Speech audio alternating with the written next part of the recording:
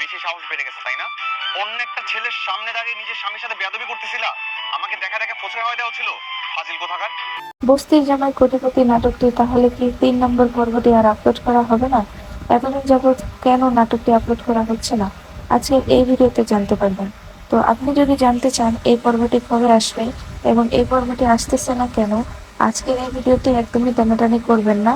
তো ভিউয়ার্স, প্রথমে বলা যাক যে এই নাটকটি আগামী 3 নম্বর পর্বে। তবে কি এবার নিহান আয়েশাকে বিয়ে করবে নাকি শ্রাবণীকে বিয়ে করে ফেলবে, আপনাদের কি মনে হচ্ছে?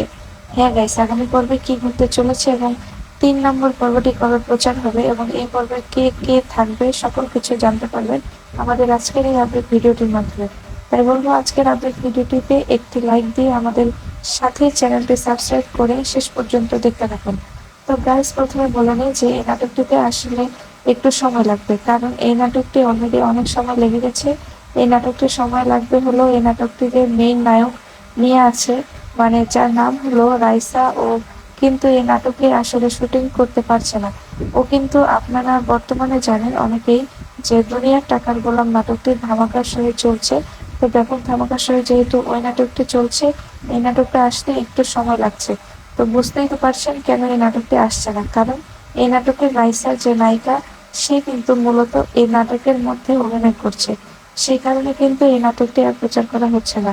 তো বেশি টেনশন নেওয়ার দরকার নেই। দেখা হবে আগামী কোনো আপডেট ভিডিওতে। সে পর্যন্ত ভালো থাকবেন, সুস্থ থাকবেন। আল্লাহ হাফেজ।